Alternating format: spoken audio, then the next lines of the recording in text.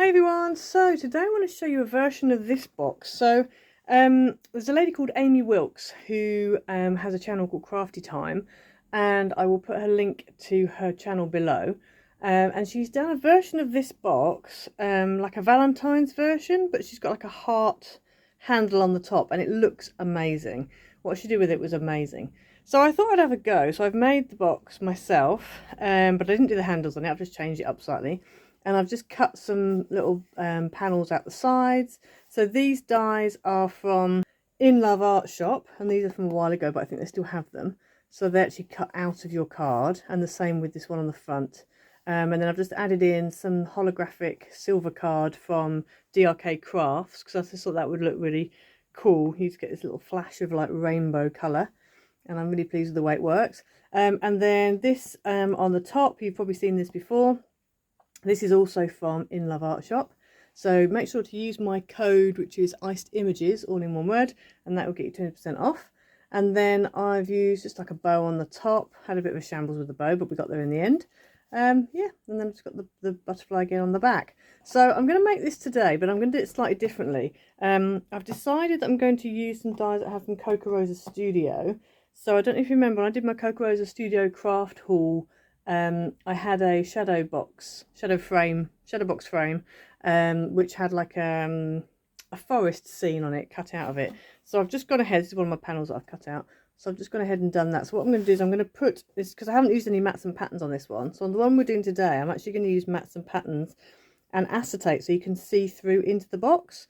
So that's what I'm going to be using. So that die was Coca Rosa Studio, and if you use my code ICED20, that will get you 20% off on Coca Rosa Studio. So let's get into it. Right, you're going to need two base pieces that are 6.5 by 11.5. And what you want to do is you're going to score at 1 inch, at 2 inches, and at 9.5 inches. And that's on the long edge. And then I'm going to turn this round so that I've got my little tab pieces at the bottom and your big section at the top. This is on my scoreboard. If you've got one that goes from left to right, then you can do it a different way around. Just make sure that both pieces you do the same way, okay? Because I found out with my original sample, I didn't do that and I ended up with a tab in the wrong place, basically. So then with it this way round, we're going to then score at 4 inches and at 6 inches. 4 inches and at 6 inches. Whenever you're scoring, make sure that not only is it butted to the top, it's also butted over to the right. I haven't done that, so I've gone end up with an extra score line, but it's fine, we will just work with it. So then on this one we're going to do the same again. I'm just going to repeat all those lines all over again. So you should end up with your pieces looking like that. So now what we're going to do is we need to cut a few bits out, but before we do that, I think I'm going to, no, I'm not going to, I was going to fold and burnish, but I'm actually not going to do that. I'm going to cut out first. So on this bottom bit here, you've got the big rectangle, then a square, then a little one. So we're going to cut straight up this line here. And then we're going to notch here and take that piece out. So I've notched there and there, and then here, so on this little tab here, we're actually going to just notch that like that. And I'm also going to notch it up this end. Move this up the way. I'm also going to notch it up this end as well. And then what we want to do is this tab here, this rectangle, also needs to be notched. So I'm just going to come in, notch that. And then I want to cut all the way along this score line here. So this is your 1 inch score line. But you're going to stop as soon as you get to the next one. And then here we're just going to cut straight down. If you want to use a craft knife and ruler, it might be a bit easier, because you do want it to be nice and square, and mine previously haven't been. And then we're just going to notch this bit out here. And so that is all of your cutting. So that's what it should look like when you've finished. So I'm going to go ahead and do exactly the same on this other piece.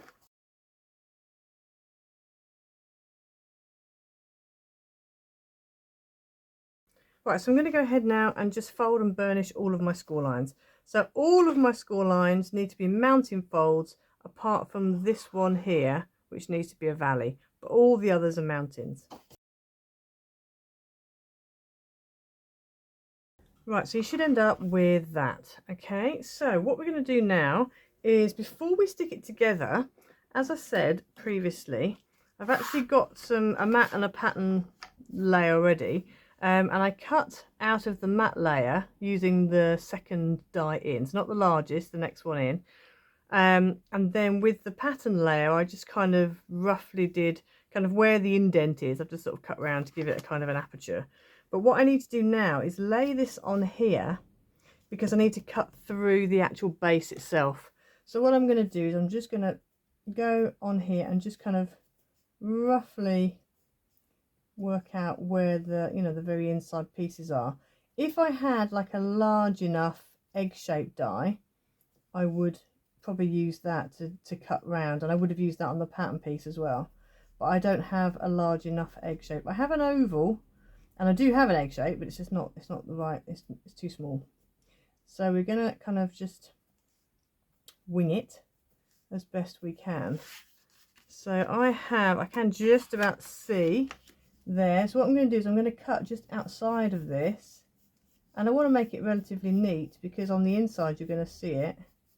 So I'm just going to cut, just follow this around like this, just sort of make a rough kind of ovally egg shape. Doesn't have to be perfect.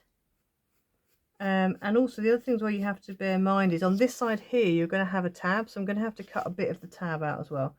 Otherwise you're going to see it through the window, which we don't really want to be able to see it through the window. I don't want to go too much outside of here. So something roughly around there. So I'm just going to go now and just freehand cut this out.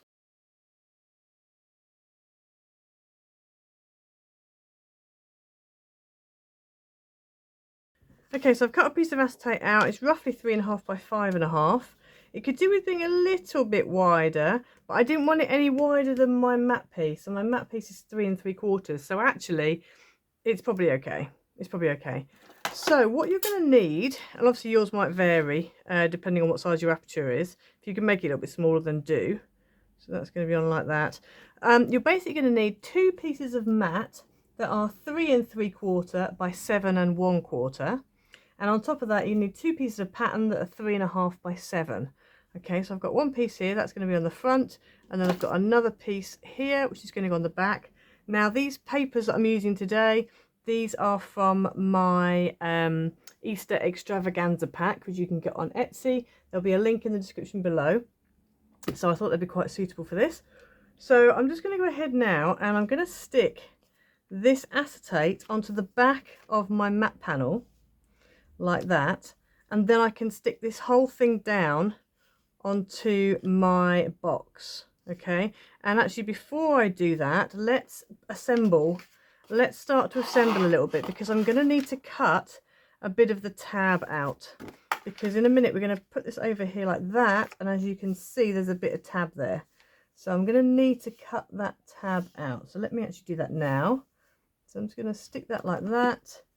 Just going to draw a little line around here like that, and just cut this little tiny bit out. Obviously, if you want to do this just as a plain box without any die cut aperture, it does make life a lot easier, but it's really up to you whether you want to be adventurous or want to play it safe. If you're making this for the first time, I'd probably just do plain panels, get to know how it works, and then, you know, when you're kind of a bit more confident with it, then you can start playing around with apertures and things. Right, so I'm going to go ahead now and just add some tape onto here. I'm going to use red tape.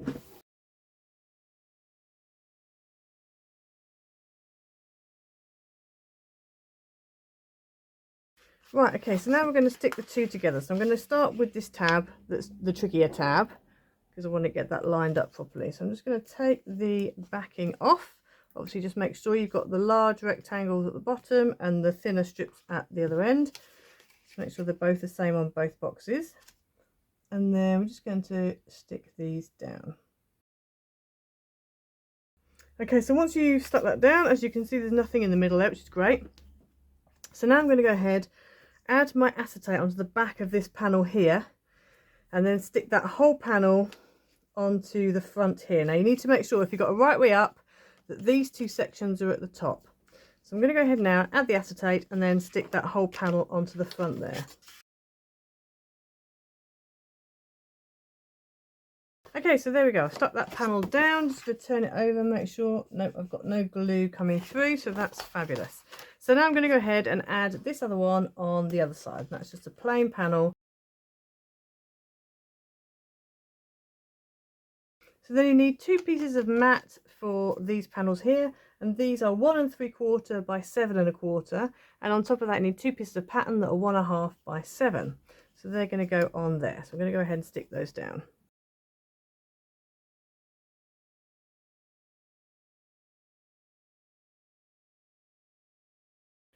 Right, and then the only other bit we need to do is on, so these pieces here, I'm not going to do the top, but this section here I do want to put something on, so that's going to have these. So I've got 2 pieces of mat that are 3/4 by 3 3/4. So if you wanted to, you could have 2 lots, you could have 4 in total. And then on that you need 2 pieces of pattern that are 1/2 by 3 1/2, or you can get some ribbon. So I've got this ribbon, and it's just a little bit smaller than half, but it will do nicely. And I've just cut it so it's a little bit wider, and I'm just going to go across and then round, and just to make it neat edges.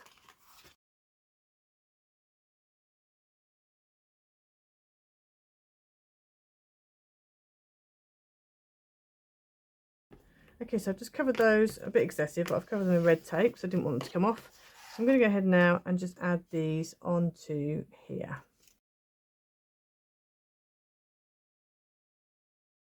Right, so the other thing as well that I wanted to do was just round these corners, because I feel like they're going to look a lot softer if we just round them off. So I'm just going to use a corner rounder and just round off these edges.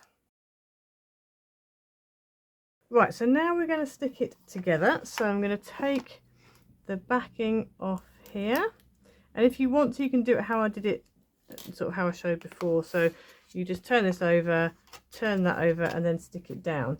If it's looking like you're not going to be able to stick it completely right, then you might want to do it in the air. It's really up to you. Flat is easier, but obviously if, like me, it's not quite coming together, it's overlapping a little bit and you're going to have to trim stuff off, you might be better off to do it kind of in the air like this, just so you can get it lined up on that edge. So you should end up with that. So then what we're going to do is we're going to deal with the end. So we're going to push these 2 pieces down, and what I'm going to do is I'm just literally going to put a tiny bit of tape or glue just on there. In fact, I think I might go for glue just so I've got a bit of wiggle room time. And the reason why I'm putting it on these flaps and not on the big flap is because obviously there's gaps there. So I'm just going to put a little bit of glue on there, and then this is my front section here. So I want to put the back down first and then the front on top. Get it nice and square so these edges all match up. When you're happy, turn it over, get a ruler or something and just go in and press down until it's all nicely stuck onto that tab. And then we're going to turn it back over again. Just fold these out so they're not in the way. So that's stuck onto there. And then we're going to go ahead and glue this and stick this down. Okay, so that means then we're up to this point. So you've really got a choice now. If you want to, you can add handles. I was planning to add handles, but now I'm thinking I'm not going to. So I think I'm going to do the same kind of attachment as I did with the other box. I'm just going to put a couple of holes in, put some ribbon and tie a bow. I think that's what I'm going to do. Yeah, you can also, if you want to, secure it with Velcro or magnets.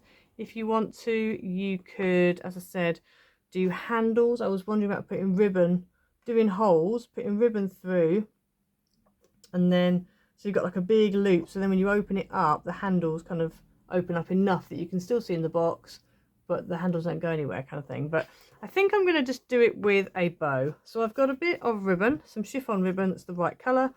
I've cut off quite a large amount. I think I've probably got about 24 inches here. Yeah, just over 24 inches. Because I want to have enough for the actual bow. The other thing as well, which I'm also going to stick on before I do anything else, is my little rabbit. So I've just cut a little rabbit and I thought I'd stick him at the front here. So I'm just going to quickly stick him down Actually, no, let me do him at the end. I'm going to do it at the end because I want to do him with some silicone glue. So for the little holes, you are going to need to go halfway. You can measure it if you want, but I think halfway is about here. It's about there-ish. And then what we're going to do is I'm going to bring this in. I am going to measure where the holes are going to go. So I'm just going to, there's 2 inches. I'm going to come probably about, I think I might do it at 1 and 3. I think that's probably the best way. So 1 and 3. And you only really need to measure on one side, because what you can do is put your 2 flaps together. Make sure they are, you know, together. If you want to, then you can get a peg, just clip it on just to make sure. That's the other way of doing it, is you can just peg the top. That's another easy way of doing it. And then I'm just going to take a hole punch thing. This is like a single hole punch thing. And I'm just going to punch my hole. And so you end up with that. Now if you want to and you want to put in little eyelets, you can. I probably would do that, but I'm not going to. It's how much effort you want to put into it, really, isn't it? So now we're just going to go ahead and thread the ribbon through the hole. And then we're going to tie a bow. And this is where everything goes wrong usually. But anyway, we'll see how we get on.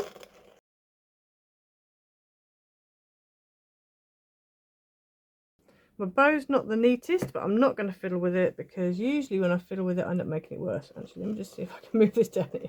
Having said that, oh, there we go, that's not too bad. Yeah, this one's a little bit longer, but whatever. Right, so then I'm just going to go ahead and add my little bunny rabbit on the front here. And there you have a very cute box. So obviously if you wanted to, you could put, I did actually have a Happy Easter. I cut this out of the from the little topper sort of page that I've got in my pack, in my Easter pack. And I was planning to have that on the front, and then changed my mind, and I was going to have it as a tag, but it's a bit too big. So you could go ahead and put a tag on if you wanted to. I'm going to fill this up. So on the photo you'll see it filled up with something, so it makes it look a bit more interesting. The whole box measures 4 inches wide. It is 2 inches deep, and it is approximately 8.5 tall. That's if you don't use, hang on, 8.5, was it 9? It's about 8 3/4 actually. 8 3/4, 9, something like that, inches tall. And obviously if you add handles, it'll be even taller than that. So yeah, so there's the box. So obviously there's loads of different ways you could do it. You can do all sorts of things with it. If you don't want the bow at the top, you don't have to. You can velcro it, you can magnet it, you can add handles, you could add eyelets, you could do all sorts. So it really is the world is your oyster. But yeah, I hope you have fun with this. So make sure to go and check out Coca-Cola Studio and use my code ICED20, which will get you 20% off. And then also go and check out In Love Art Shop. Use my code ICEDImages, which will also get you 20% off. And also go and check out my Etsy shop and have a look at my digital packs. And yeah, don't forget to comment, subscribe, hit the notification bell so you never miss a video. Leave a like down below, and I will see you next time. Bye!